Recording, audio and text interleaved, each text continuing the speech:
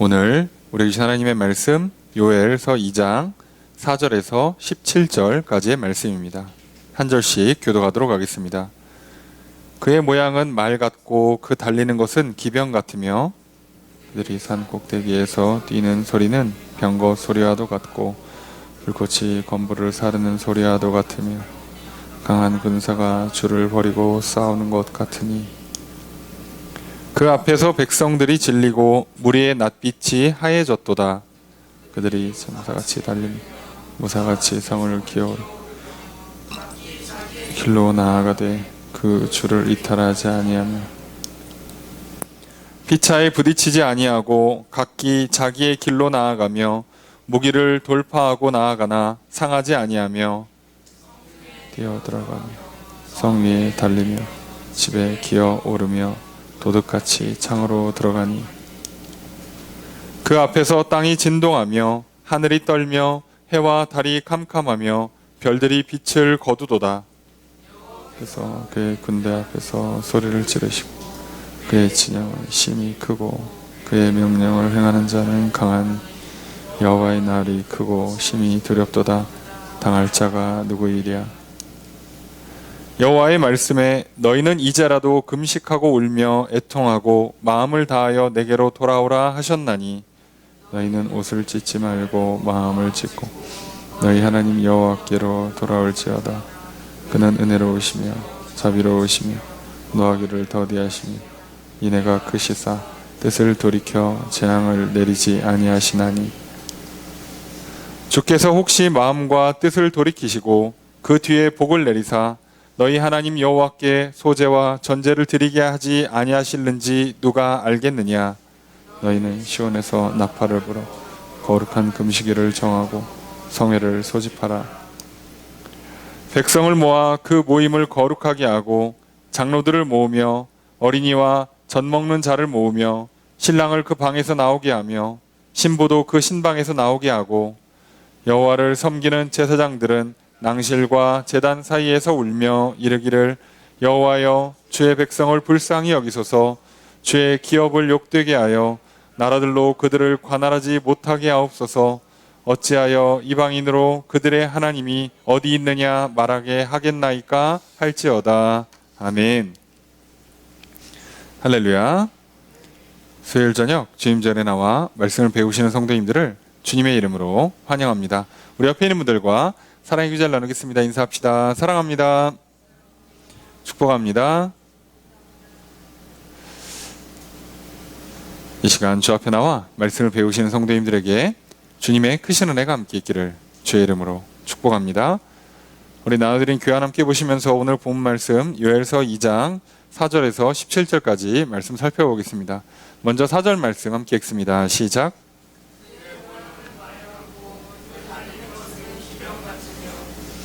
주어스로 어떻게 될까요? 자, 그죠? 그의 모양은 이라고 되어 있죠. 그의 모양은 말 같다 라고 해도 되고 말이다 라고 해도 되고 말 모양이다 라고 해도 되고 그냥 그래요. 이게 옛날 말이다 보니까 디테일한 설명이 없어요. 고대어는 이렇게 좀 압축적으로 씁니다. 그러다 보니까 그냥 직역을 하면 그 모양은 말 이게 끝이에요. 그러니까 이거를 이다라고 해도 되고 같다라고 해도 다 돼요. 자연스럽게 번역을 해줘야 되는데 같다, 이다 뭐라고 해도 크게 상관없을 것 같아요. 그래서 그의 모양은 이제 오늘 우리가 쓰는 개역 개정처럼 말 같다, 모양이 말처럼 보인다는 거죠. 달리는 것이 기병 같다. 자, 그러면 이제 지금 이 모양, 그들이 달리는 것이라고 할 때 바로 그가 누구냐를 봐야 되는데 우리가 이제 지지난주가 되죠. 명절 때문에 그때 보면 이제 2장으로 넘어오면서 이 메뚜기 떼가에 대한 얘기가 다시 나오죠. 메뚜기 떼가 이미 있었어요. 요엘서 시작하기 전에 이미 메뚜기 떼가 있었고 다시 메뚜기 떼가 오는데 이 메뚜기 떼는 군대 같은 메뚜기 떼예요. 자, 그래서 이것을 군대로 볼 수도 있고 또 제2차 메뚜기 떼로 볼 수도 있어요. 그러니까 근데 어쨌든 간에 외국에서 나라들이 쳐들어오는 군대가 되든 또는 군대 같은 메뚜기 떼가 되든 결국은 의미는 똑같아요. 아마 중의적인 의미라고 생각을 합니다. 뭘로 해도 상관이 없어요. 어떤 식으로 올지는 명확하지 않으면 둘 다 올 수도 있고 두 가지 중에 한 가지 형태로 올 수도 있지만 중요한 건 메뚜기 이미 왔던 메뚜기 떼와 같은 느낌의 같은 모양의 같은 것보다 더 심한 방식으로 이제 두 번째 재앙이 올 거다라는 경고입니다. 그러니까 이 본문은 여러분들이 머릿속에 그냥 메뚜기 떼 같은 메뚜기 또는 군대, 군인으로 이해하시면 돼요. 정말 많은 수의 메뚜기나 군인으로 이해를 해야 되는데 뭐가 돼도 이해하는 데는 뭐 큰 무리가 없으니까 그냥 이들의 모양이 말처럼 달리는 거고 그 달리는 모양이 기병처럼 달려요. 그러면 말 같고 말이 기병처럼 달린다. 기병은 무장을 한 말이거든요. 근데 기병대는 특징이 있어요. 말들은 그냥 날뛰는 거로 이해를 할 수 있다면 기병대는 열을 맞춰서 달리죠. 전투용 말이니까.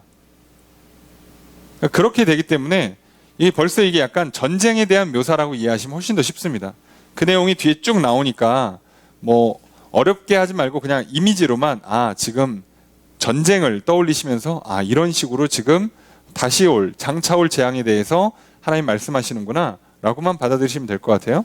5절 말씀 읽습니다. 시작.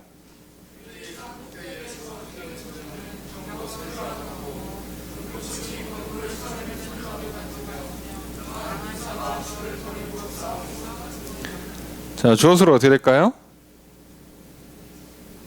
그죠? 그들이 산에서 뛰는 소리가 무슨 소리 같다? 병거 소리 같다.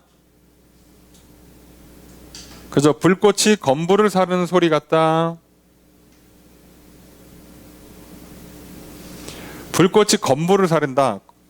성경에 건불이라고 그러면 그 곡식을 털고 나온 뭐라고요? 그냥 왕겨, 뭐 껍질으로 보시면 돼요. 자, 이거 탈 때 이제 여러분들 해보신 분 알겠지만 이게 약간 소리가 나요. 이렇게 약간 타닥타닥타닥 이렇게 이런 소리가 나거든요. 그런 소리 나듯이 지금 뛴다는 거예요. 아주 경쾌하게, 그죠? 그런 소리 나는 거예요. 자, 지금 묘사를 하는 거니까. 그리고 뛰는 소리 같고, 그리고 강한 군사가 줄을 버리고 싸우는 것 같다. 자, 이건 그냥 그들에 대한 일반적인 묘사예요. 그들의 뭐를 묘사한 게 아니라 같고 소리가 줄을 버리고 싸우는 것 같다. 이렇게 소리를 이렇게 묘사할 수는 없으니까 이거는 그냥 강한 민족이 줄을 버리고 싸우는 것 같다. 그냥 이렇게 봐야 돼요. 어쩔 수 없이. 싸우는 것이다. 같다. 이렇게 봐야 되는데 줄을 버린다는 게 뭐냐면 전열을 갖춰서 정렬해서 정돈된 상태로 싸운다는 뜻이에요. 그러니까 지금 군대가 쳐들어오는데 산이 어두워질 정도로 막 빽빽하게 쳐들어오는데 이 오는 소리가 말발굽 소리, 기병이 전열에서 나는 소리, 그리고 그게 막 건불 타는 소리, 그리고 그게 지금 전열을 갖춰서 온단 말이에요. 자, 그런 모양으로 지금 오고 있다는 거죠. 이렇게 많은 수의 군대가 이렇게 제대로 갖춰서 오면 이스라엘은 못 이겨요. 자, 그 얘기를 하는 거죠. 니네 못 이긴다는 거죠. 너희들 감당할 수 없어. 너희들은 이 재앙이든 이 전쟁이든 감당할 수 없어. 이 재앙이 뭐 제2차 메뚜기 재앙으로 오든 또는 전쟁으로 오든 간에 두 번째로 내가 경고했는데 안 받아들이면 그래서 다 장차 오게 될 이 재앙은 너희들이 이길 수 없는, 피할 수 없는, 감당할 수 없는 재앙이야 라고 지금 얘기하는 거죠. 6절 말씀 읽습니다. 시작.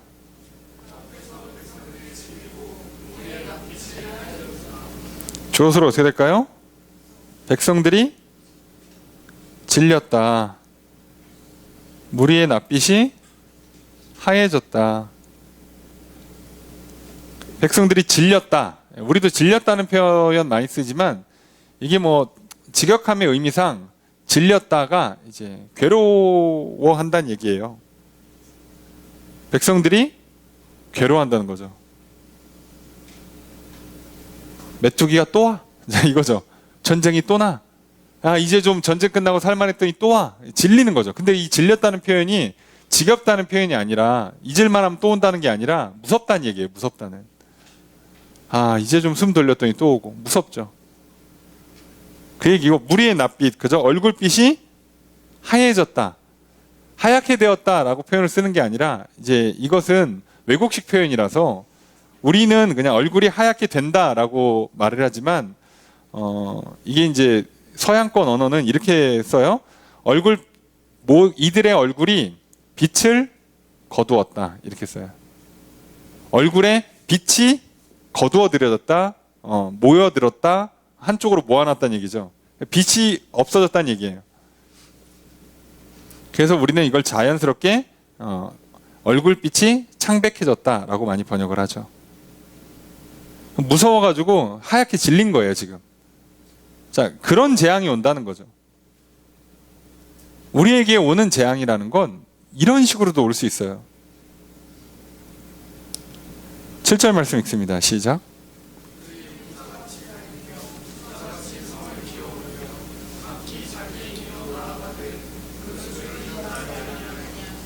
조수로 어떻게 될까요? 그들이 달린다, 기어오른다, 그죠? 자기 길로 간다. 그 다음에 이탈하지 않는다.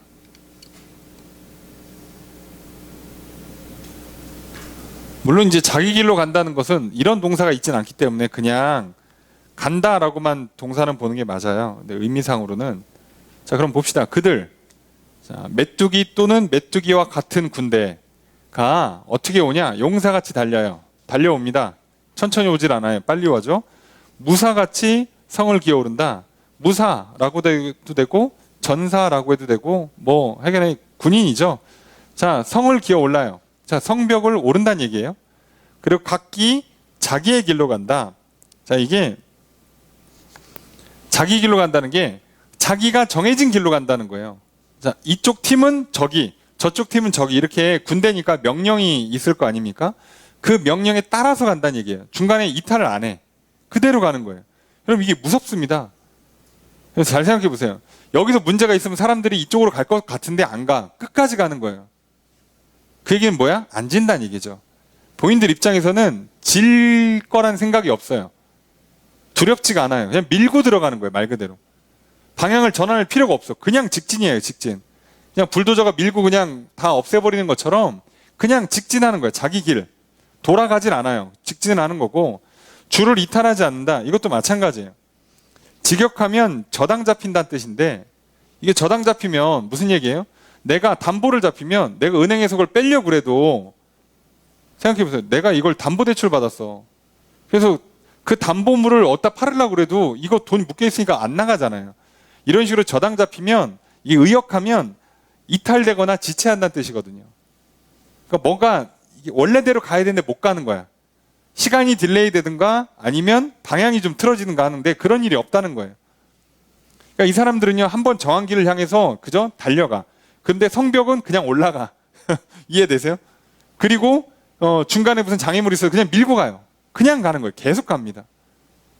어떻게 이럴 수 있지 싶은데 이렇게 하는 거예요. 그게 지금 문제는 이스라엘 백성들 향해서 이렇게 온다는 게 문제인 거죠. 이스라엘 백성들이 이렇게 나가야지 좋은데 역으로 지금 군대가, 메뚜기 떼가 이스라엘 향해서 이렇게 들어온다는 거예요. 이게 얼마나 무섭냐고. 8절 읽습니다. 시작.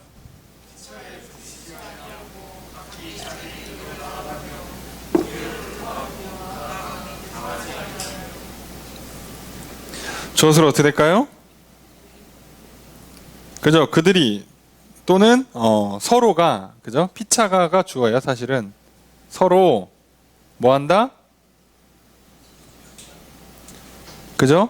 예, 부딪히지 않는다.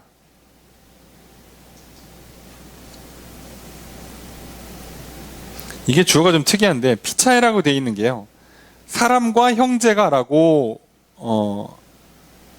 돼 있어요.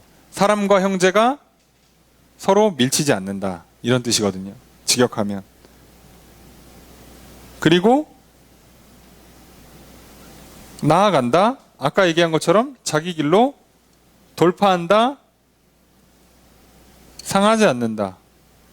이렇게 돼 있는데, 자, 여기 무기를 돌파한다가 좀 무서운 표현이에요. 그들이 무기를 돌파한다는 게 좀 생각해 보세요. 무기를 돌파하는 게 뭘까? 무기를 어떻게 돌파해? 이게 무슨 뜻이냐면 이들이 이들 위로 무기가 날라온다는 얘기예요. 그래서 정확히는 이들이 무기를 뚫고 간다는 거예요. 뚫고.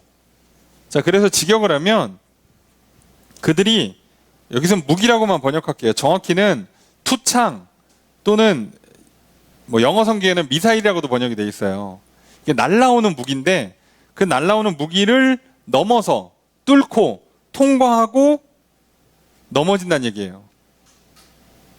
이것 때문에 이 사람들이 넘어져. 그런데도 어떻게 한다고요? 상하지 않는다. 이게 상하지 않는다가 오역이죠. 어떻게 보면 상하지 않는 게 아니라 끊어지지 않는다. 예요. 그러니까 이들이 가다가 날라오는 거에 맞아서 앞에 있는 앞줄이 넘어졌어. 죽었어요. 쉽게 얘기하면. 그럼 뒤에 있는 사람들이 무서워서 도망가야 되잖아요. 안 도망가. 그냥 밀고 간다는 얘기예요. 그냥. 그러니까 여기가 말 그대로 인해 전술입니다. 인해 전술. 숫자가 너무 많으니까 뭐 한두 명 죽었다고 해서 뭐 사람들 끌어내고 뭐 우왕좌왕하고 할 필요가 없어요. 그냥 밀고 가는 거예요. 상관도 안 해. 이런 거죠. 예. 피할 필요가 없어요. 그 정도로 밀고 들어온다는 얘기예요. 이게 우리가 들어갈 땐 참 좋은데 우리한테 이렇게 들어온다고 생각하면 이것만큼 무서운 게 없죠. 가장 비슷한 게 오늘날 약간 뭐 쓰나미 같은 느낌으로 보시면 돼요. 야, 그 틈만 나면 물이 들어오는데, 그죠? 점점 들어오면 건물 다 무너지고 사람들이 휩쓸리고 어찌할 바를 모르죠. 겉으로 볼 때는 별로 안 빨라 보이는데요. 그 속에서는 한 시속가 20km 이상 속도로 움직이죠. 그 날아가는 것들이 그게 막 물에 뜬 채로 그대로 날아와서 부딪히기 때문에요. 그거 부딪히면, 그래서 쓰나미 같은 거 휩쓸리면 사람이 익사해서 죽는 게 아니라 맞아 죽는데요. 진짜 무서운 거죠. 생각을 해보면. 아, 물속에서 맞아 죽는구나. 그 빠른 속도에 떠내려가다가 내가 어디에 부딪히든가 뭐가 나한테 날아와서 죽는 거예요. 정작 숨 막혀서 물 먹어서 죽는 게 아니라고 하더라고요. 그 전에 이미 간대요. 그럴 정도로 이렇게 밀고 들어오면 답이 없어요. 자, 이런 식의 재앙이 임한다는 거죠. 9절 읽습니다. 시작.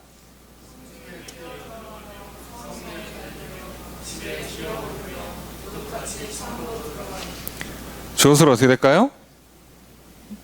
주어는 그냥 그들이에요. 앞에 있는 그들이 뭐 한다? 뛰어든다,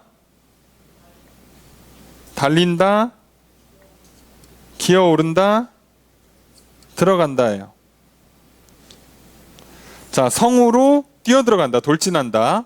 자, 성 위에 성벽을 달린다예요. 여기서 성 위를 달린다는 건 지붕 타고 다닌다는 얘기가 아니라 지붕을 넘는다는 얘기예요. 정확히는 성벽을 타고 넘어간다는 얘기예요. 그거를 성 위를 달린다고 표현하는 거예요. 그리고 집에 기어오른다. 예, 집에 올라가서 도둑처럼 창으로 들어간다. 그러니까 뭐 이거에 안 나갈 집이 없는 거예요. 이런 식으로 계속 얘기하는 거죠. 10절 읽습니다. 시작.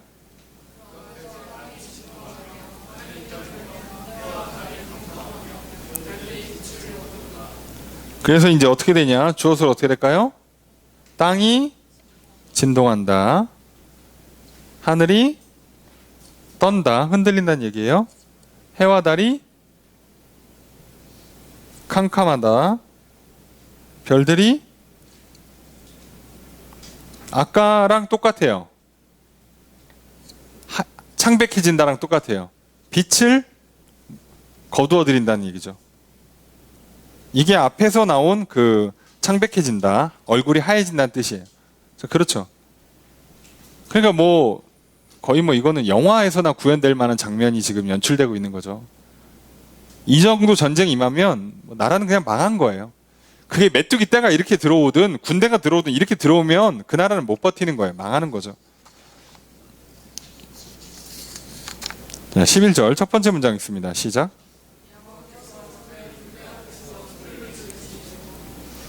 자, 주어수로 어떻게 될까요? 여호와께서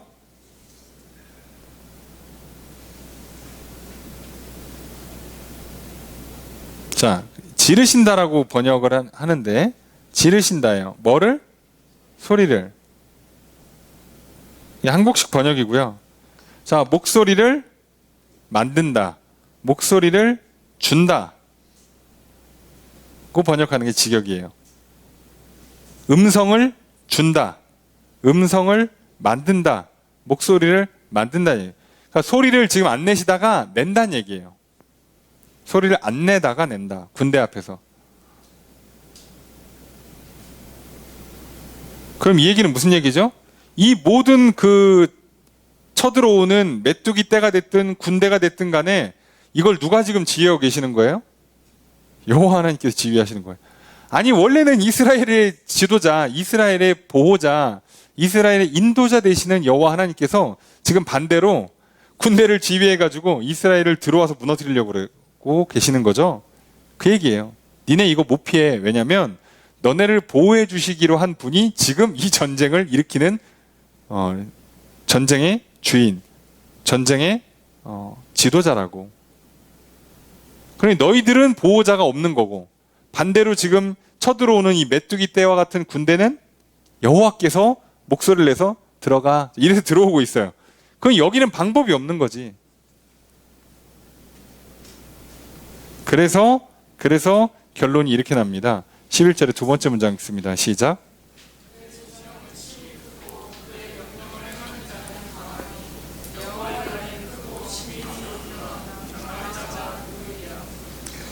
자, 번역이 약간 너무 국어책처럼 번역을 했어요. 너무 평범하게, 안 무섭게. 예.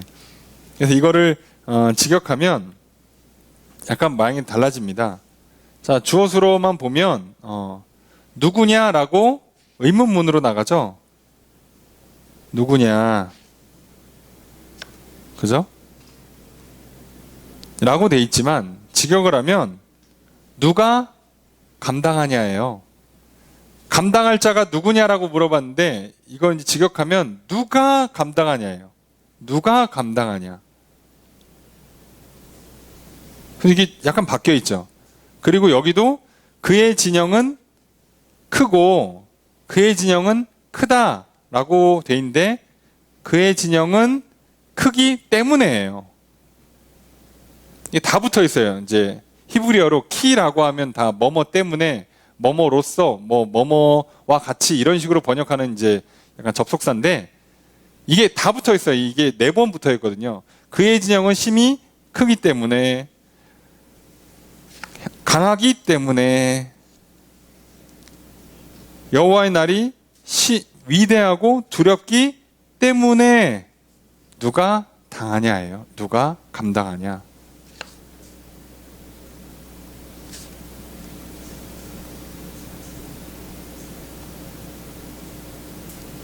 자, 이렇게 되니까 이거는 반문으로 해석을 하면 어떻게 되는 거죠? 감당할 사람이 없다예요.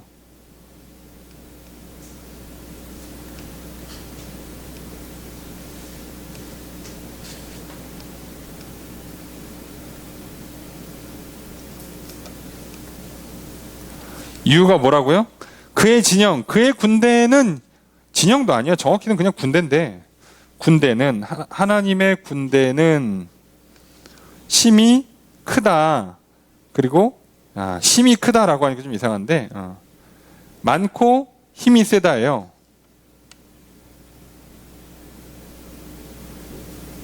많고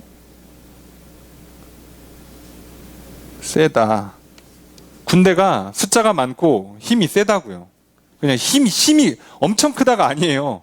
숫자는 많고 힘은 세다예요. 두 개가 다른 단어인데 지금 하나로 번역을 해서. 그리고 명령을 행하는 자, 그 일을 행하는 자는 강하기 때문에 그리고 여호와의 날이 크고 심히 두렵기 때문에 그러니까 누가 감당할까? 이렇기 때문에 이런데 이거 누가 감당하냐는 거죠. 그래서 감당할 사람이 없다라는 결론을 내면서 끝내는 거예요. 자, 그래서 이게 어떻게 보면 경고의 메시지죠, 이게. 그리고 12절부터는 이제 이 경고의 메시지를 듣고 돌아오라고 회개를 촉구하면서 어떻게 보면 구원의 길을 제시해주고 계시는 겁니다. 아니, 그렇죠. 아직 안 왔어요. 이 군대가, 이 메뚜기 떼가 아직 안 왔어요. 아직 기회가 있어요. 지금 마지막으로 기회를 한번 주고 계세요. 자, 그러니까 이걸 잘 듣고 따라오면 되는 거예요. 여기서 절망하고 낙심할 게 아니라, 아니면 여기서 메뚜기 떼를 이기기 위한, 군대에 살아남기 위한 지하 벙커를 파겠어, 산에다 굴을 파겠어. 자, 이게 아니라, 그렇게 하는 게 아니라 여기서 어떻게 한다고요? 여기서 살아남기 위해서 다른 짓을 해봐야 답이 없고 오직 하나님께 제시하신 그 구원의 길, 그걸 받는 거예요. 자, 그러면 그분이 어떻게 하라고 하는가를 봐야죠. 이제부터가 중요한 거예요. 이제부터가 중요한데, 자, 그게 이거죠. 12절과 13절의 상반절까지가 한 문장이에요. 자, 함께 읽도록 하겠습니다. 시작.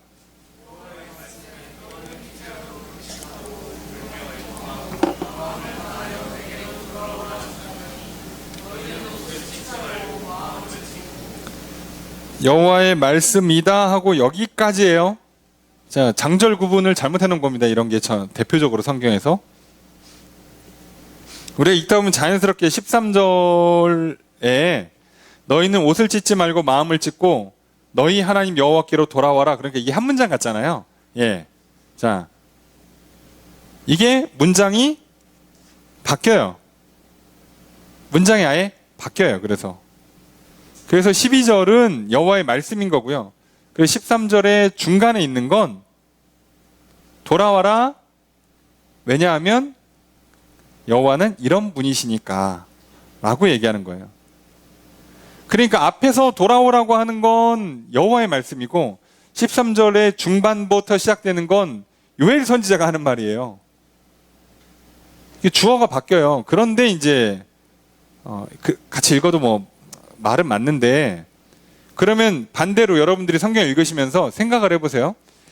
12절에 여호와의 말씀이 이렇다라고 했으면 그 말씀이 어디서 끝나는 거예요? 자, 국어 실력을 한번 봐야죠. 우리가 여호와의 말씀이 이렇다라고 해서 너희는부터 시작하잖아요. 너희는 여기부터 시작을 했어. 그럼 이 너희는에 해당되는 게 어디까지냐고. 그죠? 잘 생각해봐요. 만약에 이거를 뒤에까지 이으시면, 여기까지 이어버리면 이건 누가 얘기한 거예요? 그는 은혜로우시며. 셀프입니까? 셀프? 내가 내 얘기를 하는 거예요. 여호와께서 돌아와라. 그는 은혜로우시며. 자, 벌써 이러면 이 문장 잘못했죠. 그럼 이 문장에 붙는 이 문장은 앞에 역시나 키를 붙여놨어요. 앞에 문장의 원인 또는 앞에 문장의 그 이어지는 문장이거든요. 그러니까 이 앞에 문장도 누가 얘기한 거예요? 여호와께서 직접 하신 문장이 아니에요. 그래서 바로 앞에 있는 23절의 두 번째 문장도 여호와께서 하신 말이 아니에요. 그리고 나서 요 앞에는 또 주어가 바뀌니까 여기까지가 13절의 첫 번째 문장으로 돼 있는 데까지, 여기까지가 여호와께서 하신 거예요. 그리고 그래야지 무슨 뜻인지 정확히 우리가 이해할 수가 있어요.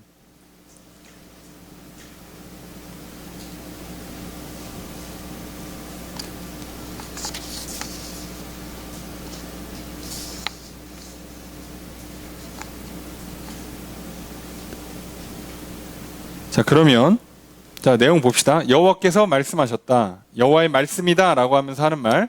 자, 너희는 뭐하라? 금식하라, 울어라, 애통하라. 자, 여기 마음을 다한다예요. 마음을 다해서 돌아오란데, 마음을 다한다는 건 동사는 아니에요. 마음을 다해라 라는 건 동사를 쓰는 게 아니라 온 마음으로, 마음의 전부로 돌아오라는, 전부로가, 마음의 일부 말고 마음의 전부. 옛날에는 전심으로라고 번역을 했어요. 전심으로 내게 돌아와라 이렇게 하는 거죠. 돌아와라 하셨나니가 아니라 돌아와라 너희는 옷을 찢지 말고가 아니라 직역하면 옷 말고, 얘는 사실상 없는 단어예요. 옷 말고 마음을 찢어라. 그러니까 마음을 다해서 내게 돌아오기 위해서 어떻게 해야 되냐, 기존에 갖고 있던 마음은 다 찢어버려야 돼요. 그래야 문장도 맞고, 문맥의 흐름도 맞고, 어법도 다 맞고 그래요. 여기까지가 하나님께서 말씀하신 겁니다.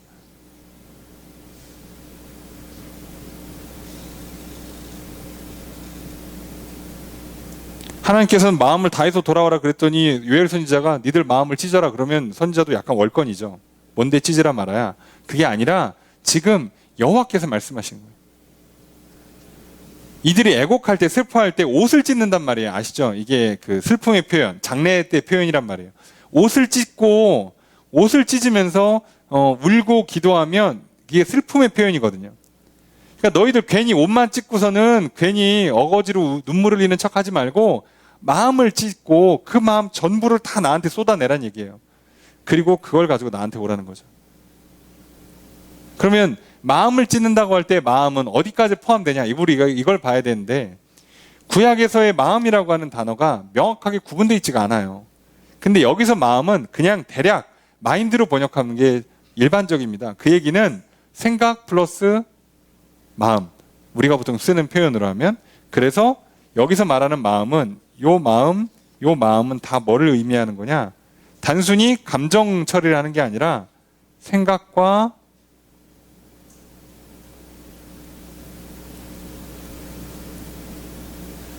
의지, 감정이 다 들어가 있는 거죠. 그래서 우리가 이거를 보통 뭐라고 표현한다고요? 두 개를 나눠서, 그지? 생각이랑 마음. 요즘은 이 마음을 정서라고 많이 표현하는데, 정서는 개념이 저도 잘 모르겠어요. 어디까지를 정서라고 봐야 되는 건지를. 하여간은 그래요. 예. 네. 그래서 그냥 생각과 의지, 감정 또는 생각, 마음이라고 얘기하는 거가 구약의 마음이에요. 구분되어 있습니다.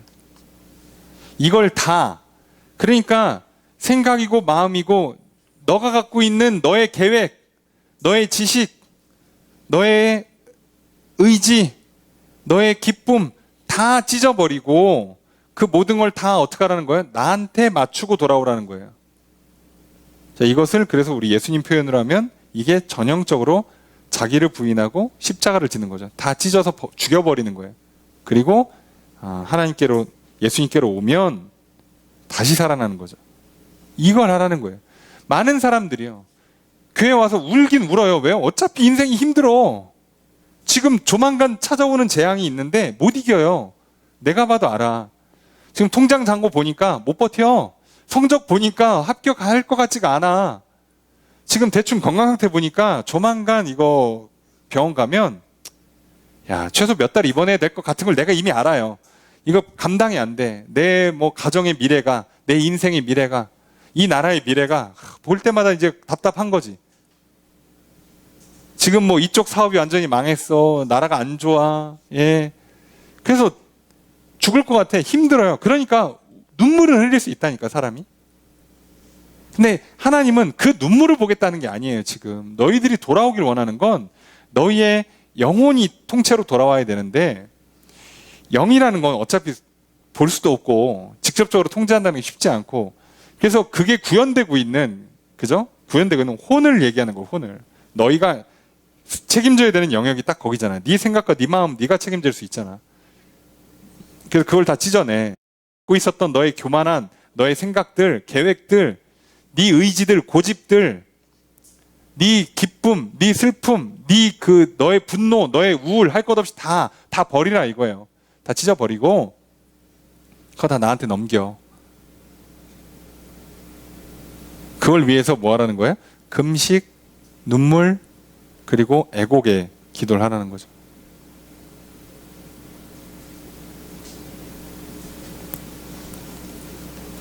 자, 하나님께서 이렇게 말씀하셨어요. 돌아오라고. 자, 그럼 이제 우린 돌아가면 되겠죠. 예. 돌아오라 했으니 돌아가면 돼요. 자, 돌아오라 해서 돌아가는데 우리한테는 또 이제 문제가 있잖아요. 돌아가면 될까? 라는 불신이 있잖아요. 불신.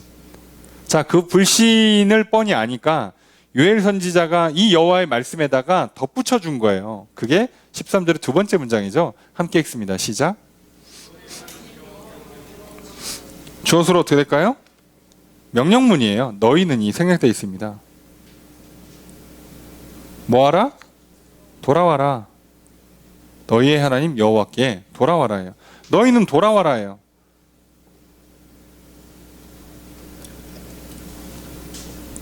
회개도 돌이킨다예요. 방향을 돌이킨다는 거죠. 잘못했습니다 라고 얘기하는 건 보통 뭐라고 그러냐면 참회라고 그래요. 참회. 물론 이제 이것도 돌아온다는 의미가 있긴 하지만 잘못했습니다는 잘못을 그냥 인정하는 거, 시인하는 거예요. 시인. 그냥 고백만 하는 거라고. 아직 돌아온 게 아니에요.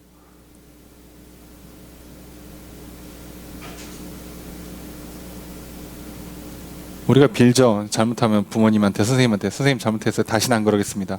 이건 지금 잘못을 인정한 거지. 아직 돌아온 게 아니에요. 자, 그러면 약간 명확히 얘기해서, 자, 집 나간 자식이 있다 칩시다. 네. 자, 부모가 얘기해요. 집 앞에다 포스터를 붙여놨어. 아들아, 딸아, 내 자식아, 돌아와라. 자, 했어요. 자, 근데 그걸 보고서는 길 밤에 이렇게 집을 이렇게 기웃기웃 거리다가 돌아가야 되나 말아야 되나 그러고 있는데 갑자기 포스터가 붙어있네. 누구누구야 돌아와라 써있어요. 돌아갈 수 있어. 그리고 막 눈물을 흘려요.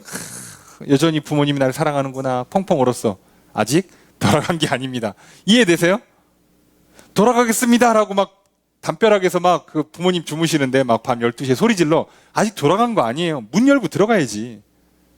그러니까 돌아오라는 건요, 생각보다 많은 걸 해야 돼요. 생각, 의지, 감정을 싹 갈아야 돼요. 뭐 어디 그냥 말 한마디로 끝날 줄 알았어요? 인생이 그렇게 뭐 만만합니까? 예? 말 한마디 하면 끝나요? 아니요. 다 바꿔야 돼요. 지금 그러고도 지금 될까 말까요? 왜요? 이미 내가 잘못해놨잖아. 사고를 쳤다니까요? 죄를 저질러 놨어요. 어차피 내 입장에는 답이 없어. 그 메뚜기 같은 군대 아니면 메뚜기 같은 군대든 쳐들어오면 나는 어차피 답이 없어요. 이 두 번째 재앙을 만나면 나는 무조건 망해요.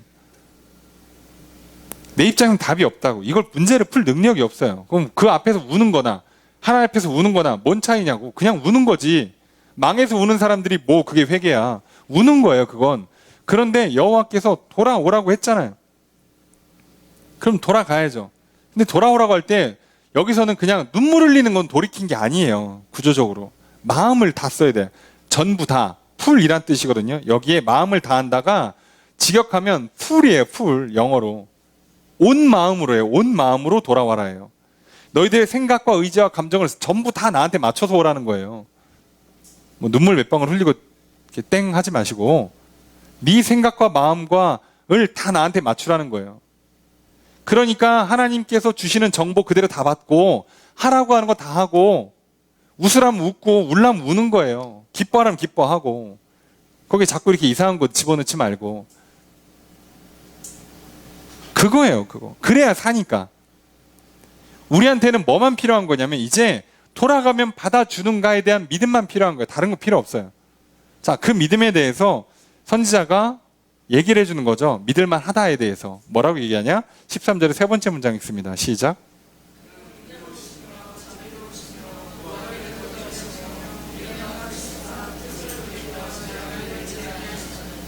주어수로 어떻게 될까요?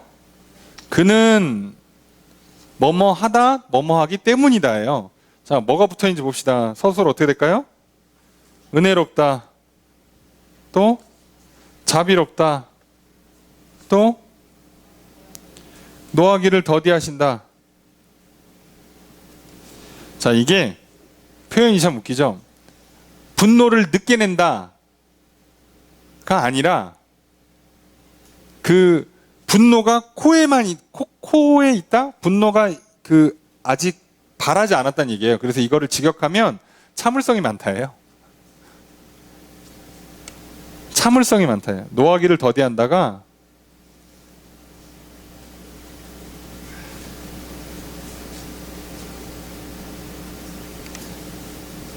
참을성이 많다는 뜻이에요. 그 다음에 인애가 크다.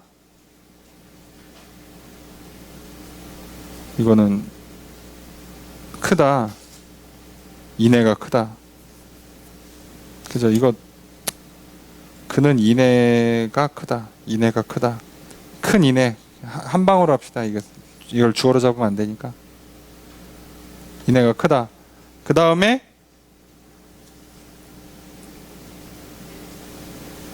그죠?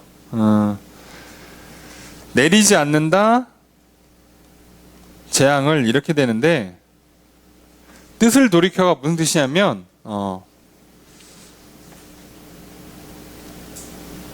번역이 좀 이게 이상한 거죠. 그러니까 정확히 번역하면 재앙을 후회하신다예요. 근데 이걸 의역해가지고 뜻을 돌이켜서 재앙을 내리지 않는다라고 번역을 한 거예요. 직역하면 재앙을 후회하신다. 재앙이라고 번역해도 되고 악이라고 번역해도 되고 그냥 나쁜 것으로 번역해도 다 돼요. 하나님은 뭔가 인간들에게 나쁜 것을 줄 때 후회를 하시는 분이라는 거예요. 그만큼 안 하려고 하신다는 거죠, 기본적으로. 그런 분이라는 거예요. 그런 분이니까 은혜가 있고 자비가 있고 참을성이 많고 인애, 약속하신 대로 사랑하시고 그리고 재앙을 내리는 걸 후회하는 분이니까 그러니까 어떻게든 이분은 안 때리려고 해. 안 혼내키려고 그래. 망가뜨리지 않으려고 하시는 분이니까 어떡하냐? 14절 읽습니다. 시작.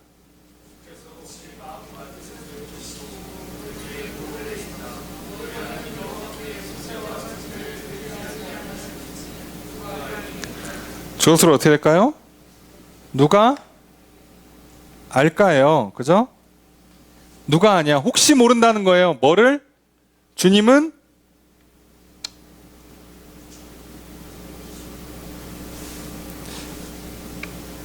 주님이 뭐뭐 할지를 누가 알겠냐? 요건데 요거를 누가 아냐? 이건데 주님이 뭐 한다?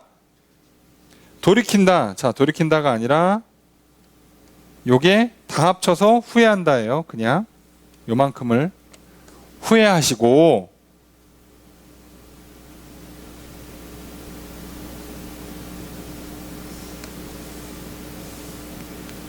심지어 두 단어를 다 썼네. 죄송합니다. 마음과 뜻을 돌이키다가 후회하고 돌이킨다예요. 마음도 없고 뜻도 없어요. 직역하면. 그런 단어가 있질 않아요. 그냥 후회하시고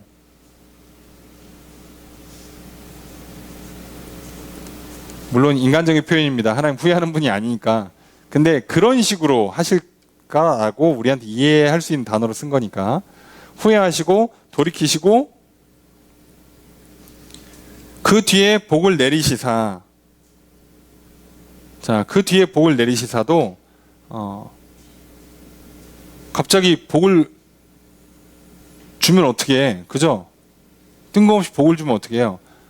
자, 그래서 복을 준다가 아니라 정확히는 그 뒤에 복을 내린다가 아니라 남긴다예요. 자꾸 이제 너무 우리한테 좋은 쪽으로 지금 번역을 하고 있어요. 전반적으로 번역이. 그게 아니라 뒤에 복을 남길지예요. 남기셔서 우리가 뭘 할 수 있을게? 너희 하나님 여호와께 소제와 전제를 드리게 하실지 누가 하냐는 거죠. 예배를 드릴 수 있다는 얘기는 뭐예요? 예배가 드려진다는 얘기는 뭐죠? 예배를 받으신다? 그러면 용서, 회복, 축복이에요.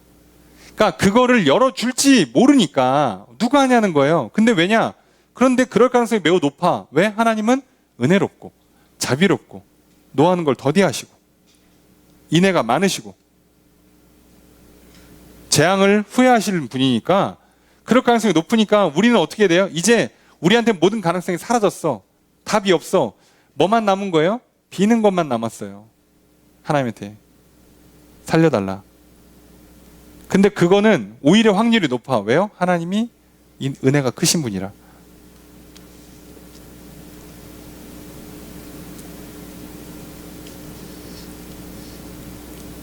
하나님은 돌아오라 했고, 그리고 돌아가면 받아줄 만한 분이고, 그러니 우리 입장에서는 받아준다고 100% 못을 박아놓은 건 아니지만, 언제 받아준다 이렇게 딱 특정해놓은 건 아니지만, 돌아오라 했고 받아줄 만한 분이니까 이제 우리한테는 그 신락 같은 희망이 남은 거예요. 어차피 다른 건 다 안 되고. 근데 이거 하나가 남았어요. 하나님께서 우리를 받아주셔서 이 재앙으로부터 건져주실 수 있는 그 가능성이 남은 거예요. 확률이 지금 1%, 이게 지금 중요한 게 아니야. 딴 데는 다 빵이에요.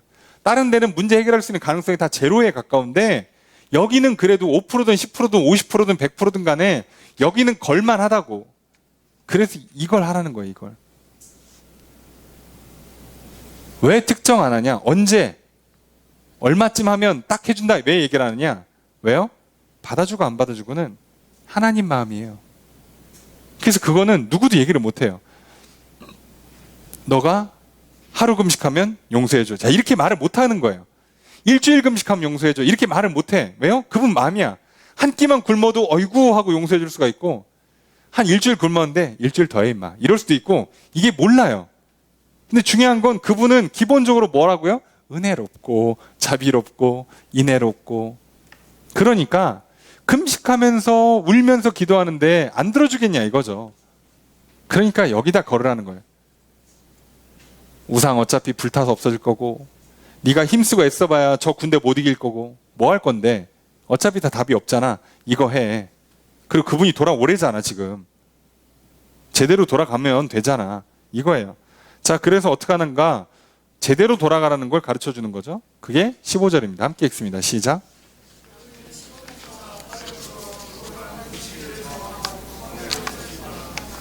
주어서 어떻게 될까요?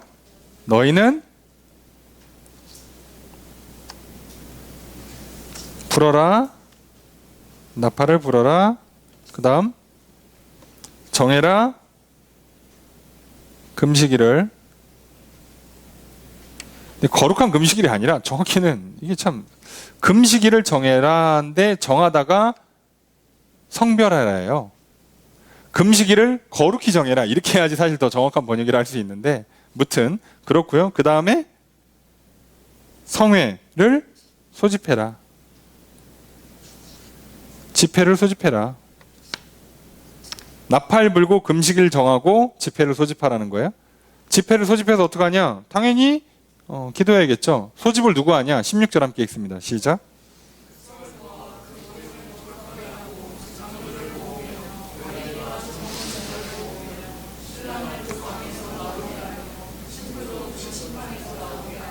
주어서 어떻게 될까요? 다 명령문이니까 너희는이에요. 너희는 뭐하라? 뭐하라? 백성을. 또 뭐해라? 거룩하게 해라.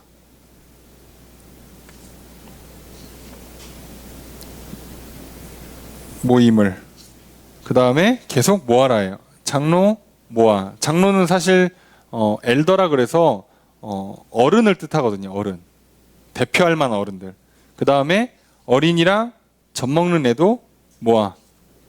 그리고 신랑 나오게 하고 신부도 나오게 해요. 야, 신혼도 예외 없어. 야, 젖 먹이 애도 예외 없고 노인도 예외 없어요. 다 끌어내는 거예요. 다 나와요. 왜요? 지금 이거를 하나님께서 받아주면 사는 거고, 안 받아주면 끝이에요. 마지막 남은 유일한 구원의 가능성. 이거밖에 없어. 예외가 없는 거예요. 예외가. 전부 다예요. 전부 다. 그리고 어떻게 하는가? 17절 첫 번째 문장 있습니다. 시작.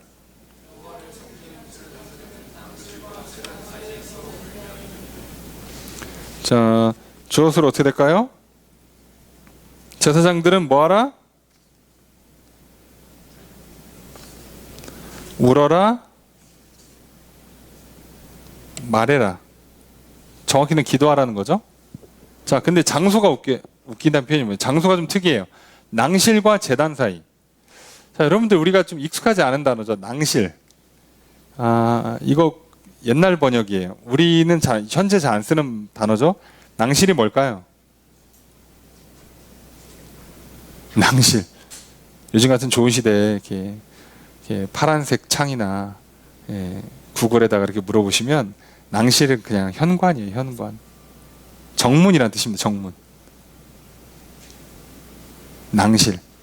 그러니까 그 들어가는 첫 번째 문, 인 거예요. 그러니까 그 성전으로 치면 이렇게 돼 있어요. 성전이 이게 성전 정문이거든요. 그리고 여기에 제단이 있단 말이에요. 이렇게 물두멍이 있고 제단이 있고 그리고 이게 성소, 지성소가 있고 자 이렇게 있는데 자 여기가 제단이고 정확히는 여기 요 내부를 낭실이라고 하는데 그러니까 이게 좋은 번역이 아니에요. 이 내부가 아니라 여길 말하거든요. 여기서 쓰인 단어는 지역하면 요 문을 말해요. 문과 여기 사이에서 지금 성소도 못 가. 지금 성소도 제사장인데 성소도 못 들어가요. 물론 들어갈 것도 없어. 이미 다 털려가지고 드릴 재물도 없지만 그나마 있는 거 가지고 가서 거기서 이미 엎드려 우르라는 거예요. 지금 죽게 생겼어. 살려달라고 말하는데 저기 격시 차리고 안방 들어가가지고 회의실 가서 서로 커피 한잔 하면서 이렇게 손잡고 부탁하는 게 아니라 문 열리자마자 엎드려 우르라는 거예요.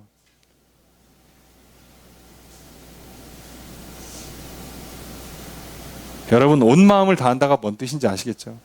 여러분의 생각의 전부를 마음의 전부를 드린다는 게요.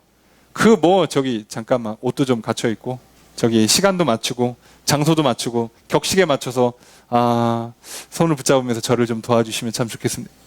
여러분 온 마음이 아니에요. 지금 문만 열리면 들어오면 마치 진짜 좀비 마냥 들어가면 그냥 머리부터 디밀고 그냥 살려달라고 막 바지가랑이 붙잡고 늘어져야 돼요. 그럴 때가 아니에요. 지금 격식이 있어? 예배 순서를 맞춰? 지금 이거 들어오면 끝이에요. 여러분 오늘 우리가 재앙 앞에서 제대로 기도하는가를 잘 생각해 보세요. 여러분 코로나 물론 지금 오늘도 늘 최고치를 경신하는 참 아름다운 장면을 보여주고 있는데 뉴스 보셨겠지만 내일부터는 자가 치료를 재택 치료를 시작한답니다. 저는 아직도 그게 무슨 뜻인지 정확히 이해를 못하고 있어요. 재택 치료하면 그걸 병이라고 불러야 되나? 잠깐만, 우리가 재택 치료하는 질병이 있나? 그죠? 예. 그렇대요. 그 재택 치료 패키지 판답니다. 약국에서. 네. 저기 PCR 검사 안 하고 일주일 동안 자가 셀프 격리하시고 셀프 치료하시고 증상 없으시면 그냥 일주일 뒤에 그냥 다시 돌아다니시면 되는데 어디다 보고할 것도 없고 그냥 알아서 하시는 거예요. 예, 바뀌었어요. 내일부터. 예, 사람들이 아직은 약이 명확한 치료제가 나와 있진 않으니까 현재까지는 어쨌든 그래도 치명률이라고 해서 죽는 퍼센트를 따지면 독감보다 높아요. 오미크론도 델타는 엄청 높고 그렇대요. 델타가 0.5 라고 그러고 지금 오미크론이 한 0.2 라고 그러는데 보통 우리가 말하는 독감 우리가 전에 이제 얘기했던 신종플루 그게 한 0.0 얼마 정도라고 0.07 이렇다고 하는데 그 정도라니까 높아요. 근데 걔네는 약이 있는 거고 지금 여기는 아직 약이 없는 케이스니까 게다가 증상이 인후통 발열이래요. 여러분 이거 증상 갖고 구분할 수 있는 사람이 이제 사실상 없어요. 구분이 안 돼요. 그리고 더 놀라운 건 균이 폐로도 안 간대. 폐에 가서 폐를 망가뜨리는 게 우리한테 1차적으로 심각한 거잖아요. 근데 폐도 안 가. 얘를 지금 어떻게 봐야 되나. 근데 문제는 이것 때문에 우리가 얼마나 심각한 걸 당하고 있냐고. 근데 한번 생각해 보세요. 자, 코로나 딱 끝나고 2023년에 코비드 23 이게 시작되면 이제 죽어요. 우리 감당 못합니다. 이거 뒷감당하는데 앞으로 몇 년 걸릴 거거든요. 정상화 시키는데. 각 나라들은 지금 벌써부터 막 돈 풀었다가 다시 돈 걷어들이고, 예, 지금 거의 전쟁을 방불케 하는, 다른 나라 죽어나가든 말든 자국들은 살아남기 위해서 애를 쓰고 있잖아요. 이거 몇 번 맞아보세요. 답이 있나. 우리는 이런 재앙을 만나고 있잖아요. 현재 우리는 이 재앙 한복판에 살고 있어요. 금융 재앙이든 환경 파괴든 이런 질병이든 간에 재앙을 만나고 있어요. 자, 우린 재앙 앞에서 어떻게 하고 있냐 이거죠. 그냥 뭐 살려주시면 좋지 뭐. 그리고서는 이따가 교회 가서 교회 간 김에 주님 건강 주세요라고 기도 한번 해야겠다. 이럽니까? 재앙을 그런 식으로 받아들여요. 머릿속에 뭔가 생각이 드는 순간 무조건 우리는 그 자리에서 무릎 꿇고 기도해야죠. 주님 도와주십시오. 살려주십시오. 코로나 때문에 교회를 못 나가니까 교회 나가서 기도해야겠다. 그때까지는 집에서 그냥 좀 조용히 있어야겠다. 그럴 때가 아니라 그냥 집에서 시간 나면 무릎 꿇어야지. 엎드려 기도해야죠. 그럴 때가 아니라고. 그냥 가자마자 엎드리라는 거예요. 자, 엎드려서 뭐라고 기도하는가? 기도하는 내용도 보면 정확하죠. 17절에 두 번째 문장 있습니다. 시작.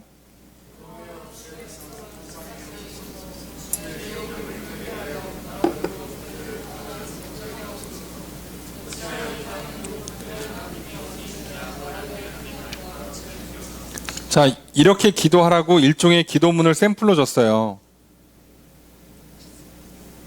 총 3문장으로 되어 있습니다.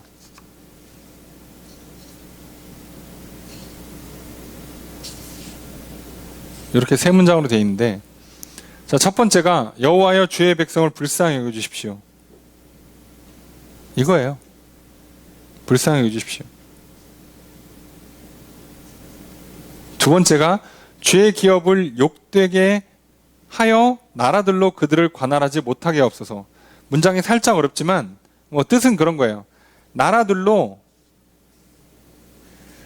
그들을 다스려 주의 기업이 욕되게 놓아두지 마십시오예요. 손 놓지 말아달라는 거예요. 손 놓지 말아달라. 주님의 기업이 욕을 먹게. 주님의 기업 뭐예요? 이스라엘 백성들이죠. 이방 나라들이 쳐들어와서 이스라엘 다스려서 지금 여러분 주의 백성을 이스라엘을요 거의 제3자처럼 얘기하고 있어요. 왜요? 하나님 안 받아주면 이제 남이거든. 그러니까 내 얘기가 아니라 마치 진짜 내가 제사장들이니까 중재하는 입장에서는 지금 여기를 하나님 자녀니까 불쌍히 해주세요 이렇게 말도 못하는 거예요. 저들을 버리지 말아달라고. 다시 하나님 기업으로 삼아달라. 이렇게 기도하는 거예요. 지금 상태가 너무 안 좋으니까. 그게 사실이기도 하고. 그래서 이걸 얘기하는 거죠. 이방인들이 자 그들의 하나님, 저들의 하나님, 그들이 누구예요? 이스라엘이죠. 이스라엘 하나님이 어디 있냐? 이런 말 하게 어떻게 그런 말을 할 수 있겠습니까? 그런 말은 들리지 않게 하나님 한 번만 용서해 주시고 불쌍히 여겨 주십시오 라고 기도하는 거예요. 그 얘기 들으면 하나님의 그 영광이 가리고 하나님의 은혜와 자비와 인애가 훼손되니까 하나님 여기까지는 좀 되지 않도록 우리를 불쌍히 여겨 주십시오 라고 기도하는 거예요. 다른 기도가 없어요. 코로나뿐만 아니라 우리가 살면서 만나는 재앙들 앞에 우리가 무슨 기도할 수 있겠습니까? 하나님 나를 불쌍히 여겨주십시오. 이렇게 해도 안 될 것 같고 저렇게 해도 안 되고 이것도 어렵고 저것도 어렵고 앞은 캄캄하고 막막한데 하나님 믿는 나를 예수 그리스도 이름을 부르고 있는 나를 사람들이 야 예수 믿으면 뭐하냐 저거 기도해봐야 아무 소용 없다더라. 교회 가봐야 저거 결국은 시간만 낭비하고 인생 낭비하더라 라는 소리 들을 수는 없지 않겠습니까? 하나님 나를 불쌍히 여겨주십시오. 나를 이 재앙에서 이 재앙과 같은 이 땅에서의 현실 앞에서 건져주십시오. 구원해 주십시오 라고 기도하는 거예요. 그리고 그거에 대한 응답에 대한 소망, 약속을 선지자가 18절 이하의 얘기예요. 그리고 그게 우리가 이제 요엘서에서 가장 많이 보고 있는 장면, 본문 내용이 이제 그거죠. 뭐 어떻게 보면 가장 은혜롭기도 하지만 그 은혜를 어떻게 받았냐? 그 하나님의 놀라운 회복, 그리고 그 구원, 그리고 그걸 이루어주기 위해서 성령을 부어주시는 그 일들을 도대체 어떻게 받았냐? 불쌍히 여겨달라고 엎드려 울어서 받는 거예요. 여러분 뭐 고자세로 뭐 살려주시면 좋고 뭐 죽이진 않겠지. 어떻게 적당히 넘어가지 않겠어? 하나님 좀 도와주시면 감사하겠습니다. 자, 이러면 이렇게 대할 수가 없어요. 그거는 아직 살만하다는 뜻이고요. 그러면 그렇게 정신 못 차리면 두 번째 재앙을 만나요. 그러니까 아직 살아있을 때, 아직 하나님의 구원의 말씀이 선포되고 그 말씀을 들려주시고 기회를 주실 때 빨리 엎드려서 우리의 온 마음을 하나님께 드려야 돼요. 내 생각 전부를, 내 마음 전부를. 그게 우리가 할 일입니다. 재앙 앞에서 뭘 할 수 있어요? 아니 그래요. 코로나가 오미크론을 뭐 해서 어찌됐든 뭐 가라앉다 칩시다. 감기라 칩시다. 그러면 끝난 거예요. 그래서 뭐 한 3월달 아니 한 5월달쯤에 이제 코로나는 감기로 칩시다. 올해 백신 맞을 때 코로나도 하나씩 더 맞으세요. 독감 맞을 때. 이러면 끝나냐고. 지난 2년 동안 우리가 그것 때문에 피해보고 고생하고 당하고 그것 때문에 뭐 백신 맞다가 죽은 사람, 코로나 걸려서 죽은 사람, 그것 때문에 뭐 사업이 흔들리고 뭐 그것 때문에 여러 가지 어려움 당한 사람들은 그냥 끝나는 거냐고. 해결됩니까? 아니 그러면 이제 다시는 이런 뭐 질병이 안 온답니까? 우리 인생에? 그래서 우리는요, 사실 우리가 극복할 수 없는, 우리의 힘으로 할 수 없는 한계를 만나면 겸손히 엎드리는 게 최고예요.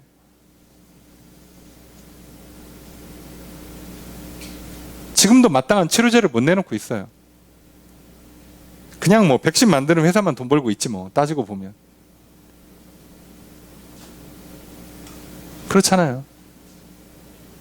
오늘 우리가 이 땅에 사는 동안에 참 어쩔 수 없는 문제를 만나요. 이런 뭐 질병의 문제든, 심지어 전쟁이 됐든, 경제적인 전쟁이 됐든, 무역 전쟁이 됐든, 인생사가요, 생각만큼 쉽지 않아요. 우리가 뭘 할 수 있겠냐고. 이를 악물고 또 이걸 헤쳐나가? 여러분, 하나님께서는요, 그거 이전에 먼저 우리의 온 마음이 하나님께로 향하게 만들어서 하나님과의 관계를 회복시켜 놓고, 그 다음에 우리가 그것을 해낼 수 있도록 성령님을 부어주신 다음에 성령님이 주시는 지혜 가운데 힘과 능력으로 다시 이를 악물고 머리를 쓰고 정신 바짝 차리고 살아가게 하는 거예요. 우리 자력으로 하는 게 아니에요. 그거는. 또 많은 사람들이 자꾸 엎드려서 기도하라 그러니까 기도만 하고 가만히 있으면 되는 거냐고. 죽어요 그러면. 의사 선생님한테 살려달라고 빌면 그 의사 선생님이 공짜로 수술해주면 사는 거냐고. 살아났으면 그 다음부터 약 잘 먹고 운동하고 일 열심히 해야지. 죽을 병 걸렸다가 병원에서 살아서 나왔어. 기적이죠. 그럼 그 다음부터는 생활비는 뭐 어디서 나와? 하늘에서? 떨어집니까? 돈 벌어야지. 세상 혼자서 어떻게 삽니까? 인간관계 맺어야지. 그러다 보면 사람 사이에 또 충돌도 생기고 이상한 사람도 만나고 그러는 거 아니겠어요? 해야지. 어떡합니까? 근데 우리는 그거를 누가 하느냐, 누구로부터 시작되느냐의 싸움이에요. 정확히는. 하는 건 사실상 똑같아요. 여러분, 크리스찬 아닌 사람들 기도 많이 하고 삽니다. 많이 빌어요. 다들 열심히 빕니다. 예? 엎드려요. 그들도 누군가한테 가서 엎드린다니까. 권력자한테 가서 엎드리든 돈 많은 사람한테 가서 엎드리든 누군가한테 가서 엎드리게 돼 있어요. 다 살기 위해선. 다 빌고요. 다 그런다고. 그래서 오늘 우리가 잘 기억하셔야 돼요. 지금 이거 회복의 시작을 말하는 거예요. 재앙 앞에서, 절망 앞에서, 죽음 앞에서, 한계 앞에서 우리가 어떻게 할 거냐? 더 이상 우리 힘으로 해낼 수 없는 문제 앞에서 우리는 어떻게 할 거냐? 그때 우리가 해야 될 첫 번째 문제. 심지어 그 한계 상황이라는 게 내 잘못 때문에 온 거야. 나의 한계, 나의 실수, 나의 죄악 때문에 찾아오는 거예요. 필연적으로. 내가 시간 관리 잘못했어. 내가 공부를 안 했어. 내가 운동을 안 했어. 돈을 잘못 썼어. 그래서 만들어진 문제예요. 내가 인맥을 잘못 쌓았고, 내가 투표를 잘못했고, 등등등 때문에 온 문제야. 이거 어떻게 풀 건데? 끝났잖아요. 지났잖아. 그리고 게다가 이걸 뒤치다할 거리 할 수 있는 능력조차 없어요. 어떻게 할 거냐고. 그때 우리가 해야 되는 첫 번째 다시 시작하는 건 하나님 앞에 엎드리는 겁니다. 그리고 그분이 용서해 주시고, 그분이 회복시켜 주시고, 그분이 이제 새로운 길을 열어주시고, 그 길을 인도해 주는, 그 길을 갈 수 있도록 힘을 주는, 지혜를 주는, 능력을 주는 성령을 보내주셔서 이제 우리는 성령님과 함께 그 길을 걸어 나갈 때, 그때 제대로 힘쓰고 제대로 머리 쓰고 제대로 싸워서 승리할 수 있게 되는 거죠. 바로 그 길로 이끌어 주시는 거예요. 오늘 이 말씀 여러분들이 기억했으면 좋겠고요. 오늘 특히나 말할 수 없는, 피할 수 없는 재앙 앞에 있는 살고 있는 우리의 현실을 좀 돌아보셨으면 좋겠습니다. 확진자 어쨌든 만 단위가 넘어가고, 답답한 건 이제 확진자 동선 파악도 안 하고 알려주지도 않잖아요. 그리고 어디서 걸렸는지 물어보지도 않아. 그냥 내가 좀 증상이 심하면, 열이 좀 많이 나고 갑자기 막 몸이 가라앉고 그러면 치료받아야 되니까 이제 내 병명을 파악하는 차원에서의 이 코로나 검사를 하는 거지, 이제 걸렸냐 안 걸렸냐 이게 문제가 아닌 거예요. 이게 참 오미크론한테 감사해야 될지 모르겠습니다만 일이 이렇게 흘러가는 거죠. 어찌됐든 간에 지금 우리는 이 문제 때문에 여전히 시간도 제한당하고 모임도 제한당하고 여러 가지 일들이 불편하고